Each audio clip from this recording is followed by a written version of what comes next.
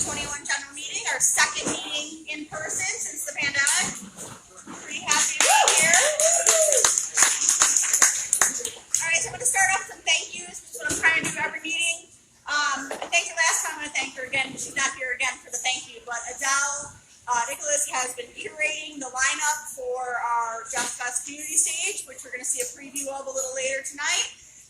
So many thanks to her. I also want to thank the Jefferson Park working. Yeah, good. I also want to thank the Jefferson Park Working Group on Homelessness, specifically Shauna Bowman, who is coordinating 2 community learning sessions this summer. There's a little handout up there. You can find the information, the announcements on the JPF page or the Jefferson Park Working Group on Homelessness Facebook page. The first one is this Saturday, talks about the root causes of homelessness. And there's a follow-up in August with a different topic that I failed to write down, but it's on the flyer over there. I also want to thank the Jefferson Memorial Park Advisory Council for coordinating movies in the park this summer. We are going to be sponsoring one in August, so to decide the date, either the Wednesday the 25th or Thursday the 26th, and we are sponsoring Black Panther. So it's going to be awesome. Sundown is around 7:30, so the movie will start right around then. Finally, I'm going to thank another person who's not here, Marie McDonald. Marie McDonald was a founding member of Jefferson Park Forward, and she left the board for a little bit, came back, and now she's moving just outside of her boundary. So this month will be Marie's last, which means we have appointed a new board member, Miss Jessica Moore. So here's your official badge. Marie has been awesome. Not going to say more because I'll probably cry. So, finance report. Katie is on vacation. That also makes me want to cry a little bit. I would like to be on vacation, but we're sitting nicely on about $11,000 in the coffers. What do we spend that stuff on, right? So some of the things we spend that on are sponsoring movies in the park. We're probably going to do a sponsorship with a Throwback Music Festival. We do some other things in the neighborhood. Sunday markets. Jefferson Park Sunday Market we're a sponsor of. Community stage. The community stage, obviously, and we have a lot of other sponsors that we'll list later. So the money is spent wisely and it's invested back in our community. So thank all of you who are members. Thank all of you who donate. We are sitting with 106 regular members, 5 associate members, 25 business members, and 1 nonprofit for a total of 137 members. That's trending upward since the pandemic. So again, thank you guys all for renewing your memberships. And that's really all I have before our guest speaker. So for our one and only guest speaker tonight, because I know you wanted to get to the music too, but we have someone who's been very busy in Springfield. State Senator Robert Martwick is here to give us a legislative update. So with that, I'm going to hand it over.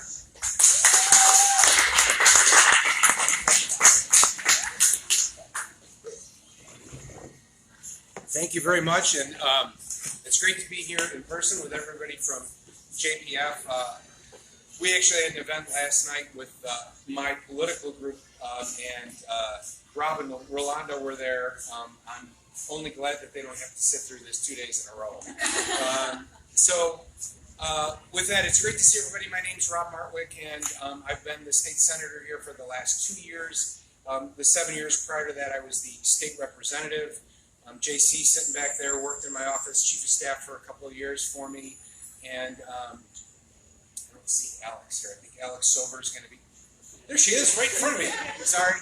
Alex Silver is my new chief of staff, running my office. If you haven't met her, get to know her. If you have any needs from my office, she's doing a great job. We had really an interesting year in Springfield. If you think about it, obviously because of the pandemic in 2020, we were really unable to do anything. Session starts in January and ends in late May, and then there's 2 weeks in the fall for what we call veto session. But in 2020, we were unable to do anything. We met for 4 days to only attend to those things that were essential for the continued operation of the state and to address the pandemic. But all of those other initiatives, the reason that the legislature meets, we contemplate like 3,000 bills a year. None of that got done. So as you can imagine, we get to 2021, and there was a strong desire to meet in person. A lot of concerns about the pandemic. We took a lot of precautions. We did University of Illinois saliva test, which is very accurate, 3 days a week. So we would test before, we had to test the night before we went into the building. We had to test the second day, and then again the 5th day of every week. And we had to wear masks and socially distance, and we did all the right things. And then of course the the vaccine started coming in, and we had a good session without anybody getting sick, and that's the first really bit of good news. But we also accomplished a really incredible amount of business, and a lot of it was really, really good stuff. And so I'm going to take out my phone because I will forget everything. I'm going to try and touch on this briefly, and I will leave room for questions. But let me start here. First and foremost, we passed the budget, right? And thank you. And that should be sort of like, well, of course you passed the budget. That's your primary responsibility in government. But you'll remember a few years ago we had a different governor, and he wasn't really into passing budgets. Illinois has not had a credit upgrade in 20 years. And in fact, we've had 24 successive downgrades over the course of 20 years. However, 1/3 of those downgrades, 8 of the 24, came in the 20-month period that we had our budget and passed our government. I mean, we just fell off the edge of the cliff. Well, I'm happy to say that we passed a balanced budget that paid down our backlog of unpaid bills, that's short-term debt. We made our full debt service payment on our pensions. We made our full investment into K-12 education. We kept all funding flat. And so that's the last year of Rauner. The first now 3 years of Pritzker, we've passed balanced budgets. And the rating agencies, for the first time in 20 years, gave Illinois a credit upgrade. And that's really, really, really good news for the state of Illinois. It means we are steering the ship back in the right direction. Don't get me wrong, we've got big problems financially. It's not going to happen overnight, it's going to take a while, but that credit upgrade is really a good sign that the financial world is starting to have faith in what we're doing in Illinois. So, proud about that. Next, I'm going to talk about a few things that I did personally that I'm quite proud of. And the first is probably not a surprise for anyone who's followed me or what I've been doing for the last 6.5 years. I've been carrying the bill that would create an elected representative school board for the Chicago Public Schools, and I'm happy to say it got done. It's going to the governor's desk, and he has said he will sign it, and we will have a fully elected school board in the Chicago Public Schools for the first time in the history of the city of Chicago. Thank you. I'm really proud of that, and I'm proud of it because of the way the effort grew. When I knocked on doors in 2012, and I said, and people would say, well, what do you stand for? And I would say, I'd go through a couple things, and I'd say, and I support an elected school board for the Chicago Public Schools. People would say, well, that sounds like a good idea. But by 2018 and 2020, new legislators were running for office, and they would knock on people's doors, and the constituent would say to them, where do you stand on an elected school board? We want to know, and we want you to support it. And that's really that movement building over the years, community groups being involved, advocating. It really built up the momentum for this and helped it get passed. And of course, it wouldn't have gotten done without the help of a lot of really strong legislators staying the course. Make no mistake, our mayor decided, after campaigning on the issue, decided that she had changed her mind and wanted to preserve mayoral control. And I am not kidding, she pushed hard. I know our state representative, Lindsay LaPointe, got a personal call asking her to take a walk on the bill and not vote. She held true and fast and voted for the bill, as did so many others. And so I'm really proud of the effort. Just a Reader's Digest version of what it does. It is essentially the bill that I carried for the last 6.5 years, which is breaking the city up into 20 representative districts so that people can elect someone who understands the needs of their community. I always say that the concerns of Lincoln Park are not the same concerns as Morgan Park, and the concerns of Wrigleyville are not the same concerns as Bronzeville. So this allows you to elect someone who understands the educational challenges that you deal with in your community. And it limits the influence of outside money by having smaller districts. So it's that same structure, 21, one citywide elected school board president. So what's the concessions? The concessions is instead of it happening immediately, it's phased in over time. The first election will happen in 24, we'll elect half the board, and then 2 years later in 26, we will elect the rest of the board and will be fully elected. But in exchange for the concessions of letting it be phased in over time, I was able to get a few things out of it, We got a moratorium on school closings, which I think is really essential. And we were able to get advice and consent for the appointments. So now, instead of the mayor just appointing whoever she wants, it has to be approved by the city council. So that's the elected school board. More about that later. If you have questions, I'll be happy to answer them specifically. Next thing I want to talk about, touch on briefly, is an issue that maybe we don't talk about enough, but it is a growing financial problem in our country, and it is where the large number of people who are approaching retirement without the money that they need to retire, right? This is a problem. Our job market is shrinking. As we get older, we're not as employable as we might have once been. And if you lose a job and you don't have those assets for retirement, it creates three really big problems for our society. One is just a moral problem as people hit this, and they're just devastated, and they really have to cut back and change their lifestyle. That's not good. Number two, it creates a real problem on our budgets, right? Budgets are a statement of priorities. What are we going to spend our money on? If we have to spend our money sustaining seniors in retirement because they don't have sufficient funds, that takes away from our ability to fund education, healthcare, infrastructure, other needs, right? And finally, it's an economic problem. Our economy is driven in part by senior citizens who are spending their retirements, right? Well, 10 years ago in Illinois, we decided to save the state money on its pensions, and we dramatically reduced pension benefits. The pension benefits that all these new employees are going to be entitled to are insignificant. They're insufficient for them to sustain in retirement. They need supplemental savings. If they don't, we'll fall into that problem. Additionally, 65% of Americans don't have enough money for retirement, and 15% of Americans have zero savings. Zero, right? And so we did two things to help address retirement security. So, public sector, we've got this group of employees that is marching through their career towards retirement, and they're going to get a pension that's not enough, right? They don't get Social Security, so they need supplemental savings. Well, we have deferred compensation. You can elect to save your money pre-tax, let it grow like a 401k, and so you can supplement your pension. The problem is, our employees, by and large, don't take it up. About 22% of them take advantage of this. Well, we need more of them to do it. So what did we do? We passed a series of bills that now create a system of automatic enrollment.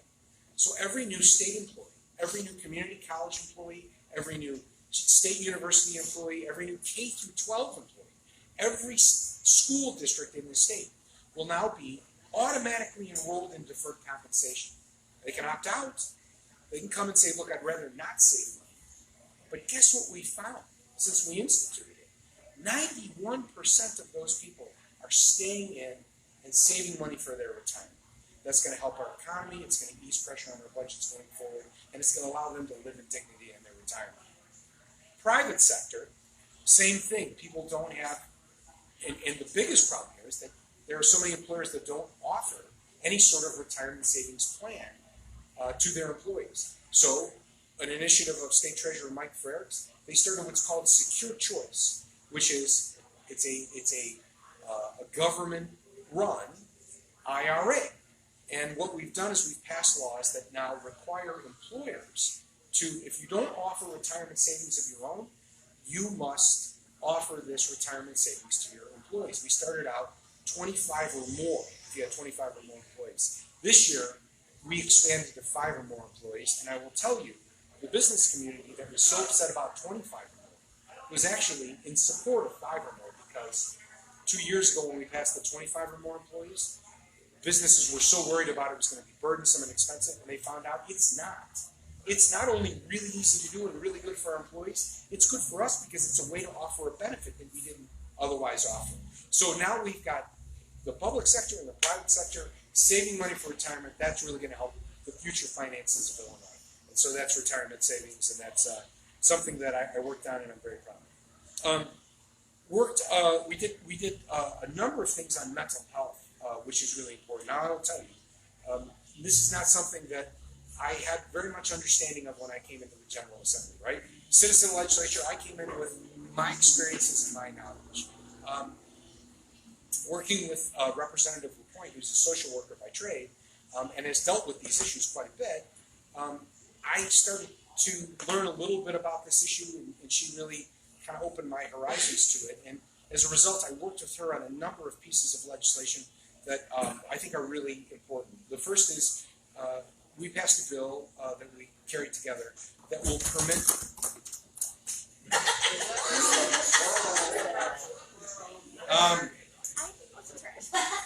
so we passed a bill that will now permit students to take 5 days of excused absences for mental health purposes. Again, I speak as a layman here, not from but my understanding of this is that the number one cause of deaths among teenagers used to be car accidents. It's now suicide. And so what this is removing that stigma, removing that fear that if you're having mental health issues that you can't address them. And so happy to see that bill passed, and I understand it's going to be signed by the governor.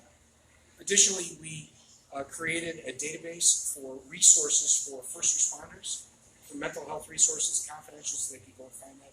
As many of you have probably seen with the news, there have been a rash of suicides amongst our police officers. And on top of that, through that budget process that I talked about, I worked with the Chicago Police Memorial Foundation, and I was able to secure $2 million to establish a mental health treatment center on the north side and on the south side for police officers so they could deal with their mental health. So those are some of the things we did around mental health. All right, down the list here, and I'm going to try and go quickly. As many of you know, we did a remap. Our districts are going to remain largely the same. Some changes. The 19th House district, which is part of my district, will now go as far out as Pulaski. So it's going to go from Cicero to Pulaski between like Lawrence and Bourbon. And we lose a little bit out on the west, but it's largely the same. FOID cards. This is a firearm owner's identification card. There was a lot of problems with this. We passed sweeping legislation that was supported by both, and this is crazy, you will probably never hear me say this or any other politician say this ever again. It was supported by both the gun control advocates and the gun rights advocates, right? It addressed a lot of problems with the FOID. The biggest problem that I would say for those of you who are interested is that the FOID card was a way of identifying gun owners, and there was a process for that being revoked, but there was no follow-up on it. And we created funding and we created legislation that will allow us to follow up. If anyone remembers that mass shooting out in Aurora, that man had a gun that he bought with a FOID card that was revoked and should have been removed from him, but we didn't have follow-up on that. So this will start to create some of that follow-up on it. So that's FOID. Good news there. I'm going to take just 1 second for a little pat on the back. A couple of years ago, 4 or 5 years ago, I worked with a colleague of mine who I've become pretty good friends with. His name's Mark Batnick. He's from Plainfield when I was in the House of Representatives. Mark is a very, very staunchly conservative Republican. And it's safe to say that he and I agree on almost nothing except that we like each other, and we agree on math. And we sat down to try and find some sort of small way of addressing this growing pension problem we have, and it's a debt problem. But how do we handle some of that debt? We came up with a thing that we called pension buyouts. So what we didn't want to do is we didn't want to diminish pension benefits unilaterally, but we thought there was a way we could save money by offering employees options. So when employees got to retirement, especially the old employees, the Tier 1 employees, they were entitled to this 3% compounding COLA, which, as many of you may have heard, is one of these cost drivers of our debt. And what we said was, look, let's offer a plan where they can, completely optional, up to them. If they want it, they keep it. But if they want, they could sell it to us. Sell us your COLA. And instead, we'll take your 3% compound. We'll give you a 1.5 simple, and we'll give you 70% of the difference in cash up front. Well, anyone who opted into it saved us money. And again, they didn't have to take it, but there's many reasons you might opt into that, right? Your COLA only comes every year that you're actually alive. You might take that money and say to yourself, well, you know, I've got other retirement savings. Maybe you invest in a deferred account, and I don't need that 3% compounding COLA, but I can put this in a 457 account for a disabled child or a college savings plan, so you can use that money by bringing it up front. And it's completely optional. but the uptake has been really astounding. It's been about 25%, and the projected savings to the state is $1 billion. And I'm really proud of that because I would say that it's pretty hard to save $1 billion in the state of Illinois without hurting somebody, right? I mean, usually the way they save $1 billion is you make a massive cut to higher education or MAP grants, and then kids can't go to college. We didn't do that, right? So we worked together in a bipartisan fashion. We used math and common sense, and we came up with a plan that's going to save $1 billion without hurting anybody. So very proud of that. So thank you. All right. There is one bit of unleft business. That's our energy bill. I don't know if anybody's been following this, but we have to do an energy package rewrite every few years, and there's some dangers of this not getting done. The biggest, what I would say, is the solar, what we call the solar cliff. Right, there is incentives that if we don't pass this, we will fall off of an incentive cliff, and solar will basically dry up in Illinois. We don't need that. We want to keep moving towards sustainable energy. There is some disagreements among organized labor and environmentalists, and they're inching closer together. We have until the end of August. We were just given a survey on when we could be back there. We'll be back in the end of August. I'm confident these things have a way of working out in the last minute. Last bit, and then I'll be happy to answer any questions. I want to talk a little bit about capital. In 2019, we passed the capital bill, which was pretty monumental because we hadn't had one in like 15, 20 years. And capital is important. It's about reinvesting into our infrastructure, into the things that we need here in Illinois. Failure to regularly reinvest in your capital is like the worst debt you can accumulate, right? Deferred maintenance on infrastructure is terribly, it gets exponentially more expensive every year. You need to be regularly investing. We didn't do it because of our financial problems. In the first year under Governor Pritzker, we passed the capital plan. As part of that capital plan, I am happy to announce that we were able to do a number of things. We called local aldermen, we called schools, we called libraries, we tried to figure out where there were needs, and we were able to get some money. And I'm happy to say that money is starting to go into our community. $1.3 million was just released for road repairs into the 45th Ward, $900,000 of road repairs into the 38th Ward. There's a bunch of money going into schools. The Dunning Conservation Area over there is getting money to improve that, including a nice new fence around it, getting rid of that janky old fence that looks horrible. But one of the things we did, our former alderman here, John Arena, had an idea a while back, and I think you guys probably all know about this, but I'll repeat it. He had an idea a while back of tying 6 corners to Jefferson Park through a sculpture wall. And I always loved that idea, right? You could make it a walking museum that ties in everything from the Portage Theater, the National Veterans Art Museum, the Filament Theater, up to the Gift Theater, the Ed Paschke Art Center, the Copernicus Center, and bring all that foot traffic walking up the Northwest Side, walking up Milwaukee, patronizing our businesses. Well, it never happened. And when this capital program started, I thought to myself, now there's a good idea. So I called Jill Rena, and I said, tell me about that plan that you guys had. And she talked about it.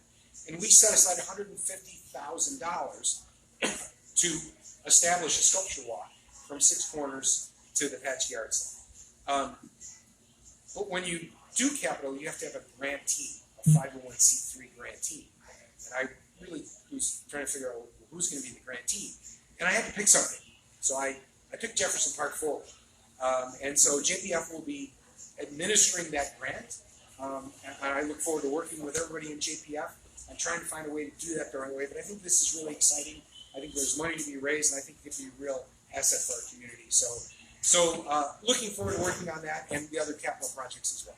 And so with that, that is my legislative update.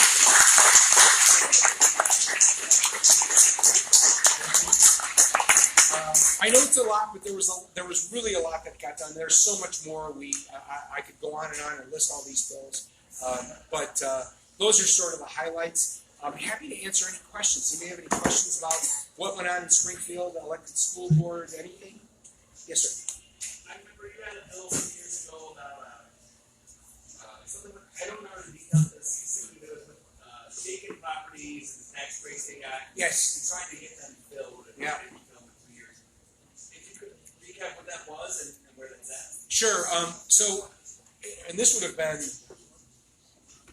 9 years ago. In my very first term in office, I had a meeting in my office, and we discussed the problem of vacant storefronts. And we discussed the idea that there was a concern by a couple of our aldermen that landlords might be getting tax breaks for vacant property that they weren't entitled to.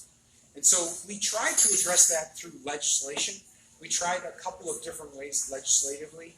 I'll give you the short end of the story, and I'll be happy to explain the long end later. The short end of the story is that the concept of vacancy relief is a tool of the assessor for valuing property. It's not written into legislation. So addressing it through legislation was improper.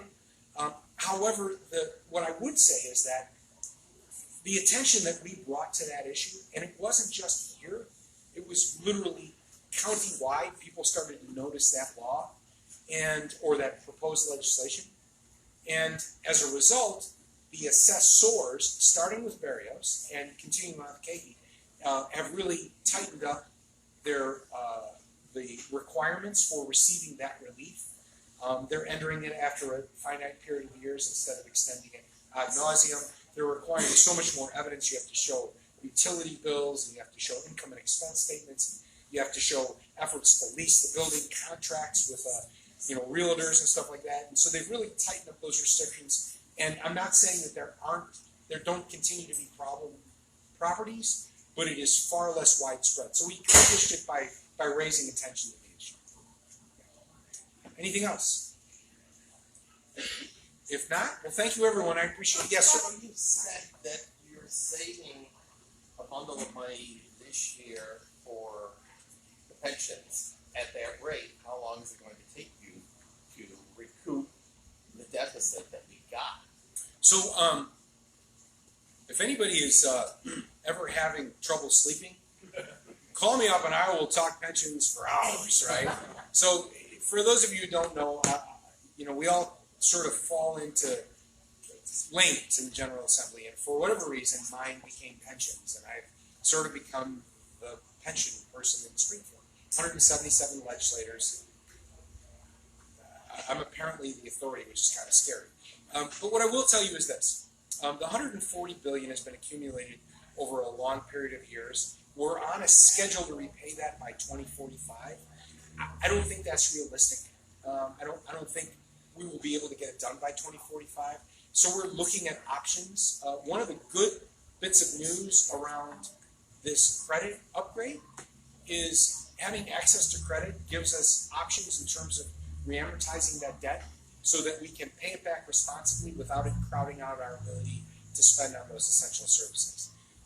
Let me make this clear. That $1 billion of savings that I talked about, that's not annually. That's $1 billion out of the 140. It's truly a handful of sand off the beach. But what do they say about how you eat an elephant? One bite at a time, right? And so finding these little bits of savings, nibbling around the edges in conjunction with things like refinancing the debt, adding some bonding to the complement so you can get some interest rate arbitrage. There's a lot of tools in our toolbox where we can make that repayment, which is going to take years, but we can make that more palatable, more predictable, so we're not getting shocked by these crazy increases in our pension payments. That's it. So we do have a question from the online community Yeah. who's watching. Bob Simpson was asking, are there any capital projects for local parks? There are a number. In fact, I believe that I was just working on approving the infrastructure for parks. So, this would be capital improvements to parks. So it's not programming, right? You can't do programming, can't do salaries, but it could be like replacing a playground, replacing bathrooms, fixing up a building, that sort of stuff. I just got, I was working on paperwork today for a grant for $1.6 million to the Chicago Park District. So there will be money going to local parks in the area. And again, that's where we'll work with the Chicago Park District. That will stay in the district. So that money will be accessible. So Dunham, Jefferson, all of those parks are getting some. Grants. Gladstone, of course. Yes, I know Bob. Yes. Hi, Bob. Good to see you. All right. Yes. I You had a was question. gonna mention, if you need lists of what a couple of the local parks would like, we happen to have So, surveys that were very recently done Yeah. on what people actually want at Wilson and actually want at Jefferson. yes, and happy to have that discussion. My discussions were with the people from the Chicago Park District and so the park directors and of course the central office when we came up with those projects. But the We all good stand news is that behind the way Andrea. that we did capital this year or 2 years ago is that hopefully it will, instead of being a once in a decade sort of thing, it will be more of a consistent ongoing investment. So yes, please get me those. So, in general, is it helpful for us to forward you like capital project ideas, whether it's with the parks, or transportation, or whatever it may be, Yes. under the capital program? Like, do you, as a General Assembly member, find that helpful to know Very much so. the things that are percolating up in our area? Yes, there is, so of all the capital improvement projects that we approved, which I think is about I think I did about $10 million in capital projects for our district. There were 2 of them that were of my own initiative. One was because I know that the northwest side, this area, in fact the 38th ward specifically, has lost more trees than any other part of the city. And so I put money in for tree replantings on the northwest side. That was of my own initiative. And the other was, even though it really wasn't my own initiative, but I brought it back up, which is the sculpture wall. Those are a minor investment compared to that total $10 million.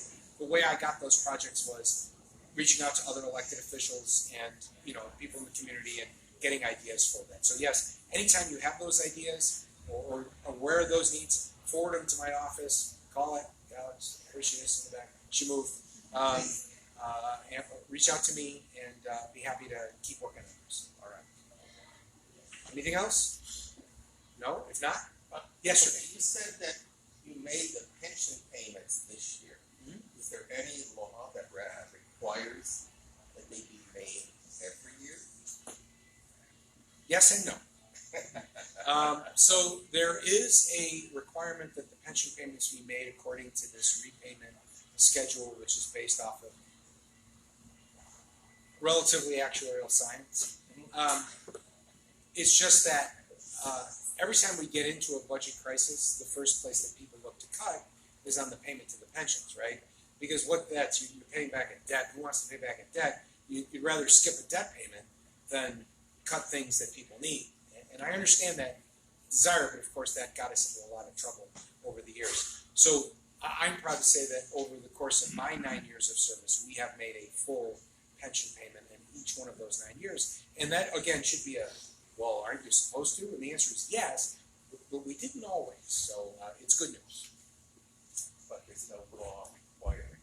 Well, there is a law requiring it. The problem is that the law that requires it, at the same time, the General Assembly's hands really can't be tied when it comes to those things unless there's a constitutional requirement that it is. Then we always have flexibility with our budgets. So there's always going to be pressure from people to find a way to cut down on pension payments so they can spend money on other things. And so I'm happy that we're being responsible and paying back our debts. Question about the elected school board. Sure. Could you discuss a little bit about the board as it's going to be constructed? Like, are there geographic districts that they will represent, or talk Yes. about their term length, or Yeah, so terms will be 4 years and they'll be staggered. So half the board will run in one election, the other half and the president 2 years later, and then keeps flipping. The initial maps, the districts, because the city's going to be cut up into 20 districts, will be drawn by the General Assembly. Now, they have to be drawn by someone, and they have to be drawn by an entity that has the infrastructure to draw maps. That really came down to the General Assembly or the City Council.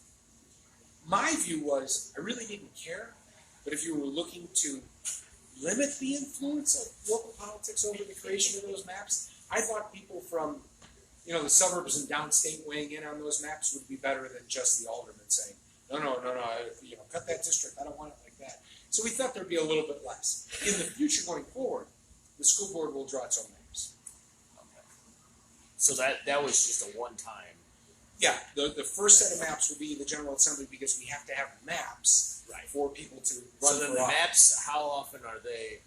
Do they change like the redistricting maps? They do. Every 10 years. Yeah, so we'll set the first set of maps in 2024, but then they'll have to be redrawn after the 2030 census. Thank you. You're welcome. Okay, anything else? Not Will these maps be, one more question. Yes. will they be, by population? Yeah. Or So they geography? yes, both.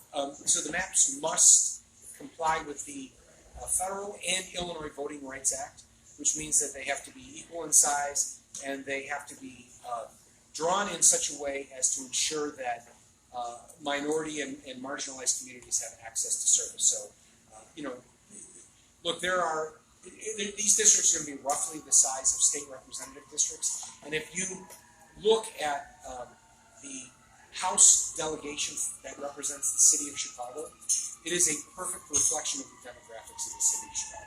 So it works. It's the right size to ensure that everyone can vote for someone that understands the needs of their community. That's it. All right, thank you all so much.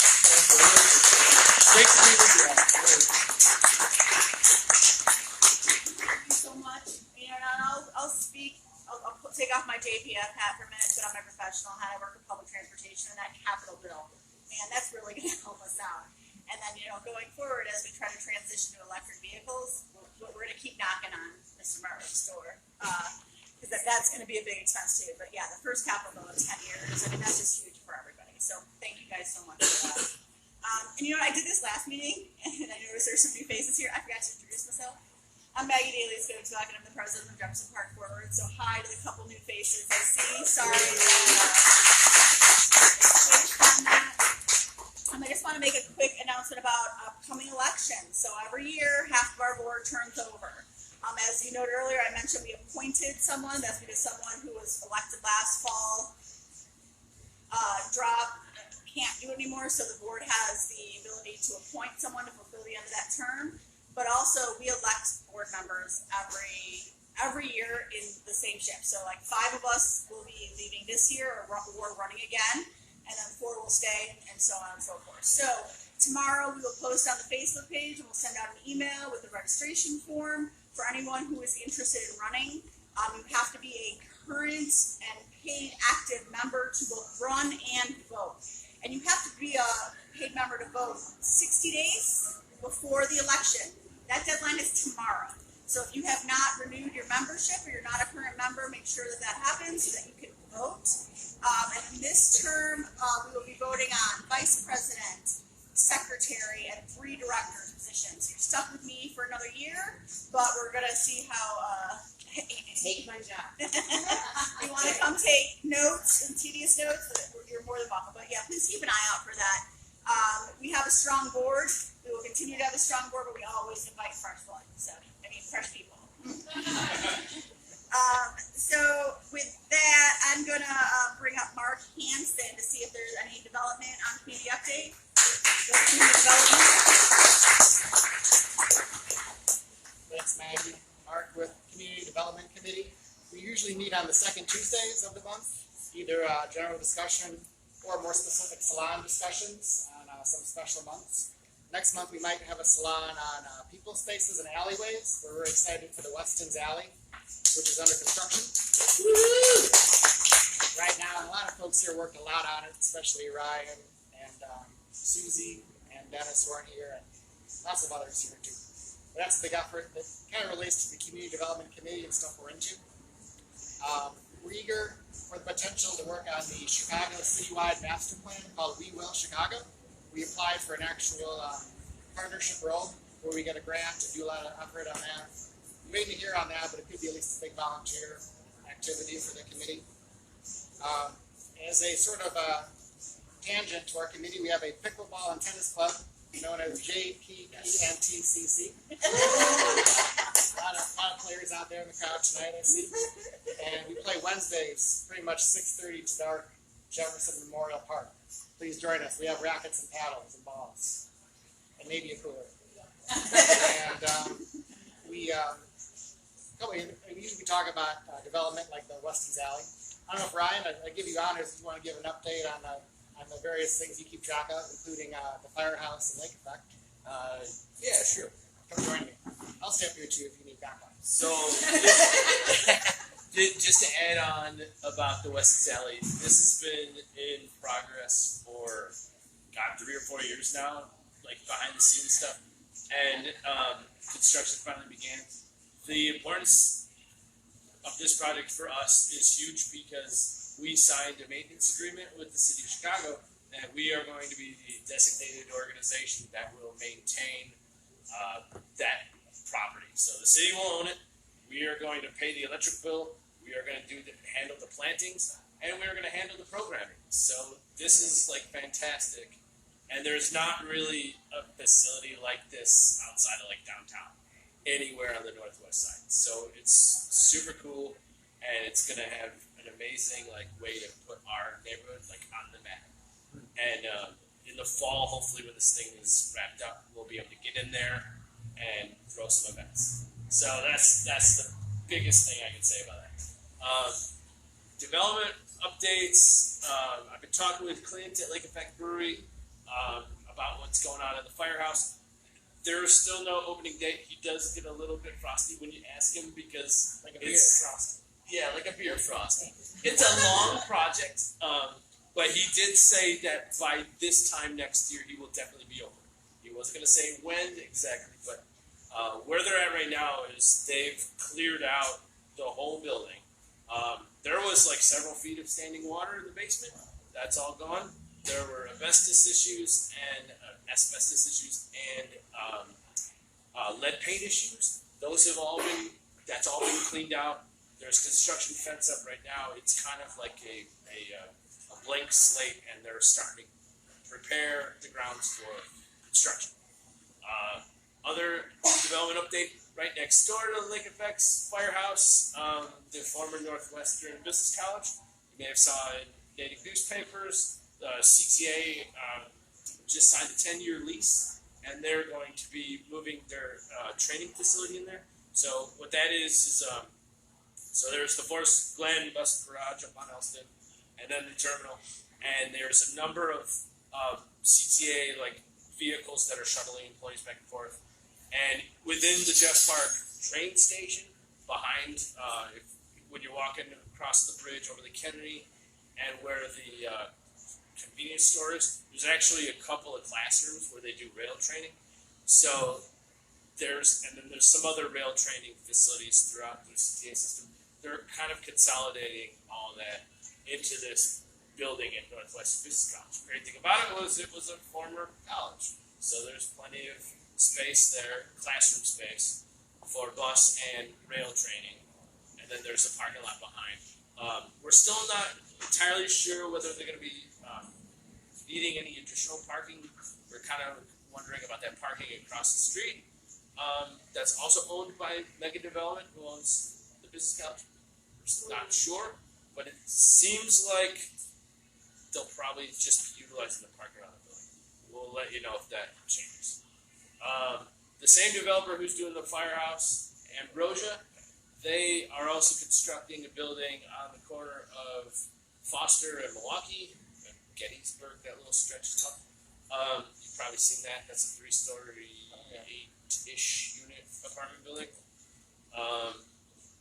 That's supposed to be opening, I think, at the end of this year, last I talked to him. And then there's, of course, the largest development that you've probably all seen is the 5150 Northwest Highway. Maggie, you talked about Shauna Bowman and her work with WECO, the homelessness group. She's also the pastor of Friendship Community Church, Friendship Presbyterian Community Church. Sorry, Shauna. Anyway, they are leasing space in that building on the ground floor. That's going to be a community space where they're going to host a number of functions. So when that building opens, and I believe that's supposed to be around the winter time, last I've heard, there should be some opportunities for groups like ours to come in there, use that space, and then a wide variety of other groups. I think that's it. Yeah. As far as I know. Nearby, we attended a short meeting about Caldwell Woods and Bunker Hill, the forest preserve of Cook County, I believe. Yeah. Has a master plan to enhance some of the gateways to the forest, and that's one talking about updating the warming shelter right there on the grounds, maybe into a general wellness center, and have other activities in it, activating it, and making the entrance coming on Milwaukee and Devon a little more friendly and safer for bikers entering the trailhead. Plus some new connectors to the trail itself, around Wayland Pool and that area. So thanks, Ryan. Good question. Is the CTA doing any renovation to the building? It looks pretty run down from the exterior. My understanding, and this is purely from native newspapers reporting, is that there was a little bit of both between what CTA is going to be renovating and what the landlord's going to be renovating, and I don't know the details of what. I don't imagine the exterior of the building is going to look a whole lot different than what it is now. But Run down. talk to our neighborhood developer, Megan. That's all I can say. You know what? Are you guys good? We're good. Ryan, why don't you stay up and talk about the Brewers event? Oh, okay. All right, moving on to social then. Okay, so one of the events that we've been putting on the last few years that took a hiatus last year, and this is a near and dear event to me as a homebrewer, is we started our JPF homebrew event with our business partner, Link Effect, Clint. And so we're bringing that on this year. You guys may have saw a post over this past week where we are now soliciting brewers that may be interested in joining us. And the way it works is you've got between now and November. We have a date, November 12th or something like that. It's the second Friday in November. So you have between now and then to brew a beer, or two if you like. You submit it through us, through our website, that's posted. And we will be judging the beer, not JPF specifically, but we've got people who know a lot more about beer than we do, and they will be professionally judging it. And the way it works is if you win, there's kind of two prizes. There's the judges pick, and then there's the crowd pick. Most of the time they're the same. Sometimes they diverge, but if the judges decide your beer is the best, Clint at Lake Effect will scale up your recipe and brew it for local distribution. So, as a home brewer, that is like pretty awesome honors to have. Our most recent winner is in the house. Our most recent winner is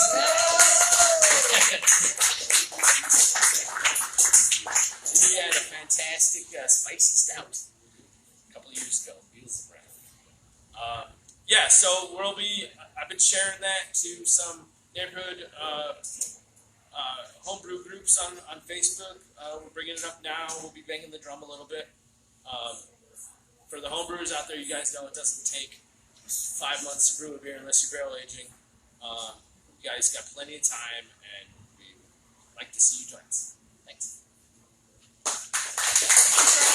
Alright, next I'm going to bring on Christy Stalker, who's going to bring us up to speed on some upcoming social events and specifically Jeff events. Alright, the biggest thing we have going on right now is Jeff Fest. I had very little to do with the planning of that. That is a whole other committee, and Adele, who did all this wonderful planning and booking of artists for us. All I did was say, hey, everybody, on Friday of Jeff Fest, wear your JPF t-shirt if you have one, and meet us at the stage, and let's have a wonderful evening at the community stage, the cool stage. Sorry, did I say that on? Yes, we have 3 wonderful artists playing on Friday, 2 of which will be giving us a sampling this evening, and then there will also be 4 artists on Saturday, and possibly some treats on Sunday. We're not sure. We're looking into that. So that's Jeff Fest. Please come, tell your friends, tell your neighbors. We need lots of support. There will be beer available right by the tent. There will be other snacks and treats available. Bring a blanket, hang out with us. What are the dates? Friday, sorry, it's like ingrained in my head. Friday the 30th and Saturday the 31st. July. It's coming up quick. Also, before that though, is I'll let Don speak to it, but every month he's been doing a JPF walk. I just gotta say, yeah, if you want to, just July 17th, and then if you want to grab for future events for the social committee, we've got a sheet there. We've got a little something planned every month. We're gonna try for maybe a wine tasting, maybe a little holiday October costume for grown-up things. Anything interests you, let us know. Check out the page, and we can use all the help we can get, and we went there. And then please talk about it. Thank you. Thanks, Don. Okay, am I in there? Yeah, I just a little bit ago, I pulled out my phone, looked at the Skilling app, and Saturday is supposed to be upper 70s, sunny, with no chance of rain. And that will be quite the change from the last couple. The last walk we had, we actually experienced a tornado warning, which was interesting. But it wasn't all bad. That just meant we sat in a bar longer. But the last couple walks, we have had some rain, which means we've had to maybe abort the walk a little shorter than we wanted to, but it's still fun. But this coming Saturday, again, 9:30 West End, we're going to walk down Milwaukee Avenue into Logan Square. We're going to follow the boulevards through Humboldt Park, walk down Division, the heart of the Puerto Rican community there. Great place, a very interesting place to walk.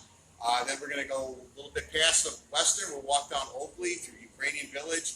Some amazing churches there. If you haven't seen them before, it's really something to see.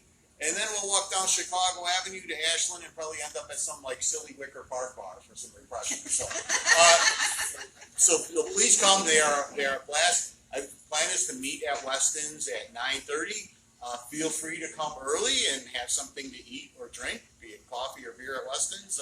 But we do want to try to get off right at 9:30. So they're a good time, so you should come. Well, one more thing, there's a little casual mention, farmers markets. We do have, they are every other week. And this month, as was mentioned, JPF has been sponsoring them. Come out. It's a good, besides the, quote, farmers there's some local businesses there that you can support. It's a fun time. If you don't want to buy anything, you can just sit at the bar. And they have a bar inside the Irish Heritage Center there. You can grab a beer and Bloody Mary and walk around. $5 Bloody Marys are tasty. And actually, Clint's has his Irish beer that's one of the options there that's for sale. So it's a great time to meet people and support some of the local businesses. So that will be a week from Sunday. The farmers markets are every other Sunday. And again, the ones this month, JPF is actually sponsoring them. So come on out and support JPF and support the local businesses. Right on. Thank you. All right, that's bringing us close to the end of our meeting. I am going to push for our plug that we need volunteers for Jeff Fest. JPF is going to have the tent, the beer tent, on Saturday evening. We have about 8 or 10 volunteers to help man that. JPF keeps the tips. We are also in charge of manning all the beer tubs this year by the community stage. So that will be Friday night, all day Saturday, and all day Sunday. We're going to need volunteers for that too. We are finalizing that volunteer schedule. It'll be emailed out and posted tomorrow or over the weekend, so please keep an eye out. This is, we missed a lot this year. We missed our bar crawl. We missed a lot of other fundraisers. This is going to be it for us to get start making up for a lot of that loss. And like I said, we reinvest this money back in the community. It's not us, having pizza parties, although we could, if you guys want to. But so I really appreciate everyone who's come in to volunteer. I do have a volunteer page on the JPF website. It should be right in the menu, volunteers. So right now we have, there's a member, Kirk, is leading some cleanups every week that start at Wilson and go over to Jeff Park. We have the market sign up if you want to volunteer at the market, and we'll have the JPF sign up there, Jeff Fest, JPF beer tub sign up there too. And if anyone else has stuff that they're doing that they need volunteers for, this doesn't have to be JPF led. We'll put all volunteer opportunities up on there, so just contact us via the page, email us. All of our stuff is listed on the website, all the ways to contact us. So with that, anything else for the good of the club? All right, sorry everyone on live. One thing, can you talk about the post office? Oh yeah, the post office. I don't have that up yet, but we are doing. There's a garden outside of the post office that JPF maintains. Tom Lang has been doing it for years. It looks like Bella and Tracy and a few other of our members are. She's shaking her head, but you posted on Bella's thing to let you know. And Julia. So if you guys want to do that too, I'll get that up on the volunteer page so you can go out. But really, if you go by and you see a weed or a piece of garbage, just pick it up. And that's anywhere, right? Like, or if you're planning on going out on a Saturday, to the Austin Foster Bridge that goes over the highway that's constantly gross, or anywhere else in the community that needs clean up, let me know and we'll post it and try and get you some help and support. So with that, we're going to say farewell to our Facebook Livers because we're going to move to the Jefferson Park preview, which is a special treat for everyone who attended in person tonight. We appreciate you guys watching. We appreciate you guys attending, and we'll see you next month. But before that, at Jeff Fest. Bye.